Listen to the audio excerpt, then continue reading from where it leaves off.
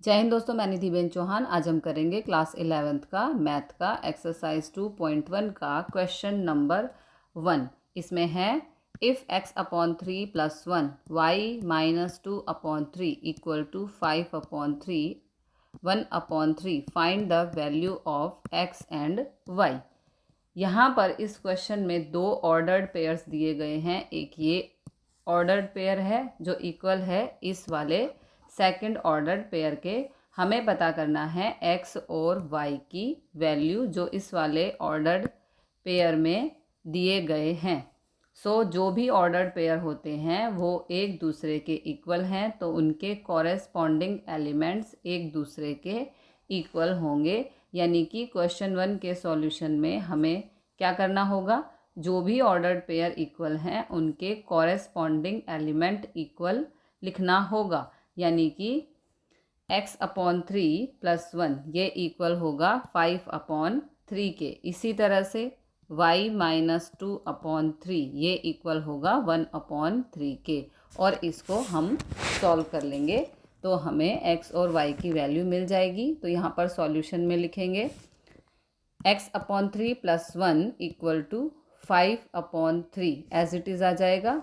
Equal का sign लगाकर यहाँ पर पहले ऑर्डर्ड पेयर का फर्स्ट एलिमेंट और दूसरे ऑर्डर्ड पेयर का फर्स्ट एलिमेंट दोनों एक दूसरे के इक्वल होंगे। तो इक्वल में आ जाएगा 5 अपॉन 3। इसको सॉल्व करेंगे तो यहाँ पर x upon 3 as it is रहेगा इक्वल 5 अपॉन 3। यहाँ पर प्लस का 1 है, इधर आके माइनस का हो जाएगा। तो यहाँ पर एलसीएम लेंगे, x upon 3 as it is रहेगा इक्वल। तो यहाँ पर एलसीएम करेंगे। एलसीएम लेने पर डेनोमिनेटर में 3 आएगा, न्यूमरेटर में 5 माइनस 3 हो जाएगा। इसके बाद नेक्स्ट स्टेप में x upon 3 as it is आ जाएगा। 5 माइनस 3 हो जाएगा 2 अपॉन में 3। आप देख सकते हो x के डेनोमिनेटर में 3 है और 2 के डेनोमिनेटर में भी 3 है। यानी कि 3 से 3 को कट किया तो हमें आंसर मिलेगा, x की वैल्यू मिलेगी 2। जैसे हमने यहाँ पर x plus 1 equal to 5 upon 3 के इक्वल रखा तो x की वैल्यू मिल गई। इसी तरह से y minus 2 upon 3 equal 1 upon 3 y की वैल्यू हमें मिल जाएगी। यहाँ पर लिख लेते हैं y minus 2 upon 3 equal to 1 upon 3। यहाँ पर माइनस 2 अपॉन 3 को दूसरी तरफ शिफ्ट करेंगे तो प्लस का हो जाएगा। तो ये होगा y equal to 1 upon 3 plus 2 upon 3। y की वैल्यू हमें फाइंड करनी है तो y यहाँ पर इक्वल टू 1 के डेनोमिनेटर में 3 है और 2 के डेनोमिनेटर में भी 3 है। यानी कि 3 का एलसीएम लेने पर हमें 3 ही मिलेगा। दोनों के नीचे सेम वैल्यू है तो ऊपर चेंज करने की ज़रूरत नहीं है। ऊपर हमारा 1 प्लस 2 एज इट इज़ आ जाएगा। y की वैल्यू निकालेंगे तो y 2 plus 1 equal to 3 upon 3 होगा। 3 से 3 को कैंसिल कर देंगे यानी कि y की वैल्यू हमारी 1 आ जाएगी। जो भी हमें ये ऑर्डर्ड पेयर दिए गए हैं ये एक दूसरे के इक्वल हैं। इनमें हमें x और y की वैल्यू फाइंड करनी थी। x की वैल्यू हमें मिली 2, y की वैल्यू मिली 1। अब करेंगे question number 2। If the A set has 3 elements and the set B equal to 3, 4, 5 then find the elements in A into B। हमें A सेट दिया गया है जिसमें टोटल 3 एलिमेंट्स हैं और B सेट दिया गया है जिसमें एलिमेंट है 3, 4, 5। हमें पता करना है A इंटू बी यानी कि A को B से गुणा करने पर कितने एलिमेंट मिलेंगे, यानी कि कितने ऑर्डर्ड पेयर्स होंगे। इसके लिए एक फॉर्मूला होता है। तो सबसे पहले फॉर्मूला लिख लेते हैं, number of element A into B equal to number of element in A into number of element in B। ये सिंपल सा फॉर्मूला आपको बताया था। इसमें वैल्यूज़ पुट कर देंगे। हमें पता करना है number of elements in A into B. कितने ऑर्डर्ड पेयर होंगे, तो यहाँ पर number of element in A, यानी कि number of element in A वाले सेट में कितने एलिमेंट हैं वो यहाँ पर लिख दिए जाएंगे। हमें दिया गया है 3 एलिमेंट्स हैं, सो यहाँ पर लिख देंगे 3 इंटू, इसके बाद number of element in B, ये हमारा बी सेट है, इसके टोटल कितने एलिमेंट हैं, इसमें 3 एलिमेंट हैं टोटल। बी सेट में भी 3 एलिमेंट हैं, तो number of element in B की जगह पर यहाँ आ जाएगा 3।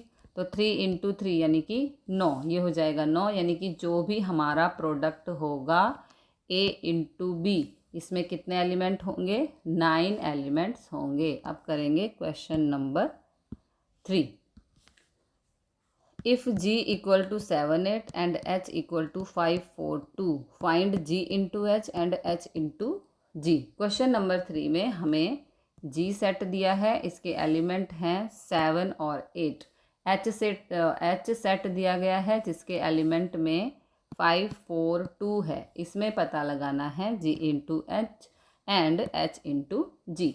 दोनों कंडीशन में हमारा आंसर अलग अलग होगा। तो सबसे पहले g इंटू एच यानी कि जी एच का प्रोडक्ट फाइंड करते हैं। तो यहाँ पर लिखेंगे g into H equal to curly bracket और फिर यहाँ पर लगाएंगे राउंड ब्रैकेट, अंदर राउंड ब्रैकेट लगाएंगे। यहाँ पे हमें g इंटू एच करना है, इसका मतलब जो भी ऑर्डर्ड पेयर बनेंगे, ऑर्डर्ड पेयर में जो फर्स्ट एलिमेंट होगा वो हमारा g सेट से होना चाहिए और सेकंड एलिमेंट जो होगा वो हमारा h सेट से होना चाहिए। सो g सेट में सबसे पहले 7 है, 7 के साथ 5 लिखेंगे, 7 के साथ 4 लिखेंगे, 7 के साथ फिर हम 2 लिखेंगे। तो सबसे पहले वाले ब्रैकेट के अंदर यहाँ पर आ जाएगा 7 5, ब्रैकेट क्लोज कर देंगे। अगला ब्रैकेट बनाएंगे, फिर 7 के साथ 4 लिखेंगे और फिर 7 के साथ यहाँ पर 2 लिख दिया है।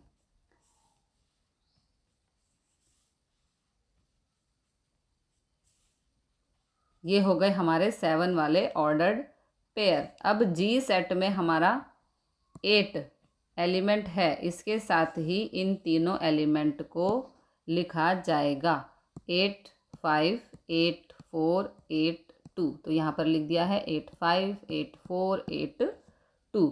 ये हो जाएगा जी इंटू एच का ऑर्डर्ड पेयर, या फिर कह सकते हैं जी इंटू एच का कार्टेशियन प्रोडक्ट।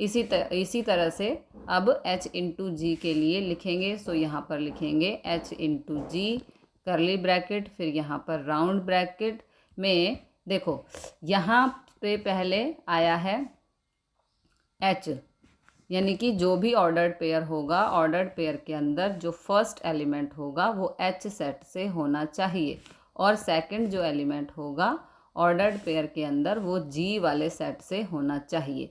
तो शुरुआत करेंगे एच वाले सेट से। जो ये 5 है इसके साथ पहले 7 लिखेंगे, 5 के साथ फिर 8 लिखेंगे। तो ये देखो 5 7 5 8। तो राउंड ब्रैकेट के अंदर आ जाएगा 5 7, नेक्स्ट ब्रैकेट में 5 8।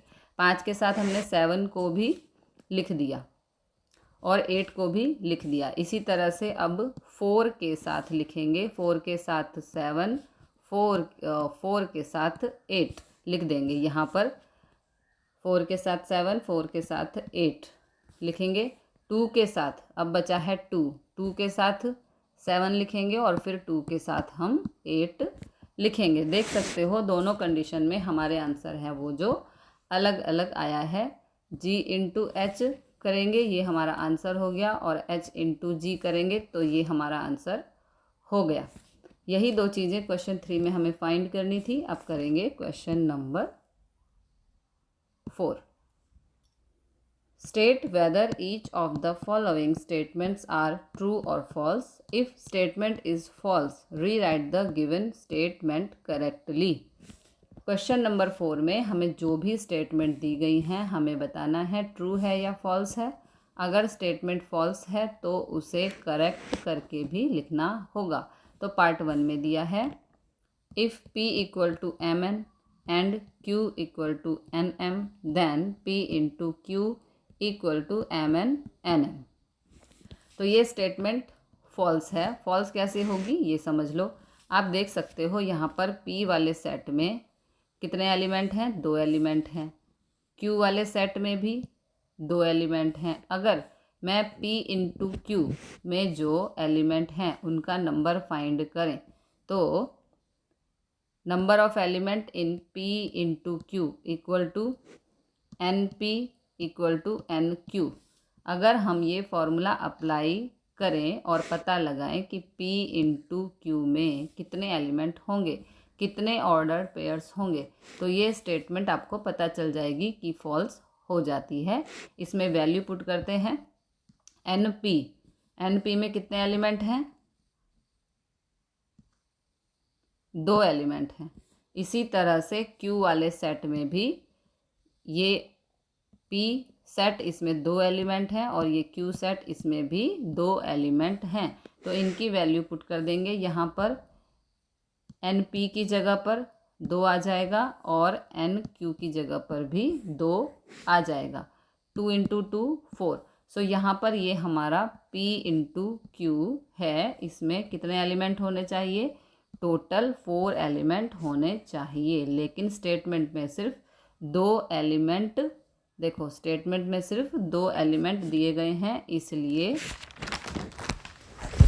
फर्स्ट स्टेटमेंट हमारी फॉल्स होगी। अगर ये फॉल्स है तो इसे हमें करेक्ट करके भी लिखना है। जो भी हमारा P और Q का कार्टेशियन प्रोडक्ट है, सिर्फ आधी ये आगे वाली स्टेटमेंट गलत है, तो P और Q का कार्टेशियन प्रोडक्ट जो भी है यहाँ पर लिख देंगे। सो यहाँ पर लिख देंगे P इंटू क्यू, जो भी यहाँ पर ऑर्डर्ड पेयर होगा उस ऑर्डर्ड पेयर में सबसे पहला एलिमेंट होना चाहिए P सेट से, सेकंड एलिमेंट होना चाहिए Q सेट से। तो P में सबसे पहले यहाँ पर M है, M के साथ ये वाला N लिख देंगे MN,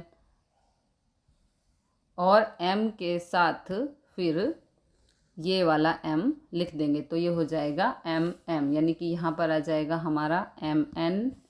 नेक्स्ट में आ जाएगा MM। अब P में दूसरा एलिमेंट N है, तो N के साथ पहले ये वाला N आ जाएगा, NN हो जाएगा। फिर N के साथ ये वाला M आ जाएगा, तो ये NM हो जाएगा। इस स्टेटमेंट में यहाँ पे लास्ट में करेक्ट करना था, जो हमने यहाँ पर लिख दिया है। अब करेंगे पार्ट 2। इसमें दिया है if A and B are non-empty sets, then A into B is a non-empty set of ordered pairs x, y such that x belongs to A and y belongs to B। Second statement में हमें A और B हमारे 2 set हैं, इसका Cartesian product करेंगे तो इनके element में इनके ऑर्डर्ड पेयर जो बनेंगे वो कुछ इस तरह से होंगे। एक्स वाई, एक्स ए सेट का एलिमेंट है, ए सेट से बिलोंग करता है। वाई जो हमारा होगा इस ऑर्डर्ड पेयर में वो बी वाले सेट से बिलोंग करेगा। तो ये स्टेटमेंट हमारी बिल्कुल ट्रू होगी। ट्रू कैसे हुआ एक्सप्लेन कर देते हैं। हमारे पास ए सेट है और बी सेट है, इनका कार्टेशियन प्रोडक्ट करेंगे यानी कि ए इंटू बी करेंगे। तो जो भी हमारा ऑर्डर्ड पेयर बनेगा तो इसमें पहला एलिमेंट ए सेट का होगा। ए सेट का एलिमेंट यहाँ पर एक्स है, एक्स है ए से बिलोंग करता है, तो ए सेट का एलिमेंट हुआ तो यहाँ पर एक्स आ जाएगा। इसी तरह से यहाँ पर बी सेकंड सेट है, तो यहाँ पर सेकंड नंबर पे एक्स के बाद ऑर्डर्ड पेयर में सेकंड एलिमेंट होगा, वो बी सेट से होना चाहिए। वाई यहाँ पर बी सेट से बिलोंग करता है, तो यहाँ पर वाई लिख देंगे। यही हमारे ऑर्डर्ड पेयर बनेंगे। जब ए और बी हमारे 2 नॉन एम्प्टी सेट होंगे, इनका कार्टेशियन प्रोडक्ट करेंगे तो कुछ इसी फॉर्म में आएगा। एक्स ए से बिलोंग करता है, वाई बी सेट से बिलोंग करेगा, इसलिए ये स्टेटमेंट हो जाती है ट्रू। अब करेंगे स्टेटमेंट नंबर 3। इसमें है if a equal to 1 2, b equal to 3 4, then a into B intersection 5 equal to 5। ये स्टेटमेंट ट्रू होगी। अब ट्रू कैसे है ये समझ लो। देखो सबसे पहले तो हम b इंटरसेक्शन 5 लिखेंगे। 5 आपको पता ही होगा एम्प्टी सेट होता है। अगर यहाँ पर हम लिखें b इंटरसेक्शन 5 इक्वल टू, तो ये किसके इक्वल होगा? b सेट में ये हमारा b सेट है और 5 में कॉमन क्या होगा? कुछ भी कॉमन नहीं होगा, यानी कि ये हमारा 5 के इक्वल ही होगा। इसके बाद यहाँ पर लिखेंगे a into B intersection 5 equal to, ये किसके इक्वल होगा? सबसे पहले यहाँ पर वैल्यू पुट करेंगे। a हमारा एज इट इज़ यहाँ पर आ जाएगा इंटू बी इंटरसेक्शन 5 किसके इक्वल है? 5 के इक्वल है, तो यहाँ पर आ जाएगा 5। अगर हमारा कोई भी एक सेट एम्प्टी हो, जब भी हम कार्टेशियन प्रोडक्ट लिखते हैं तो दोनों हमें नॉन एम्प्टी सेट होने चाहिए। अगर हमें कोई भी एक एम्प्टी सेट मिलेगा तो इसके रिज़ल्ट में हमें एम्प्टी ही मिलेगा। एलिमेंट इनका कार्टेशियन प्रोडक्ट जो है वो उसमें कोई भी ऑर्डर्ड पेयर नहीं मिलेगा। ये सिंपल रूल है। कार्टेशियन प्रोडक्ट की डेफिनेशन में कहा गया है हमें दो नॉन एम्प्टी सेट की ज़रूरत होती है कार्टेशियन प्रोडक्ट लिखने के लिए। अगर दो नॉन एम्प्टी सेट नहीं होंगे तो रिज़ल्ट में हमें 5 यानी कि एम्प्टी सेट ही मिलेगा। सो ये वाली स्टेटमेंट हो जाती है ट्रू। तो मिलते हैं अगले क्वेश्चन के साथ अगली वीडियो में। तब तक के लिए जय हिंद, जय भारत।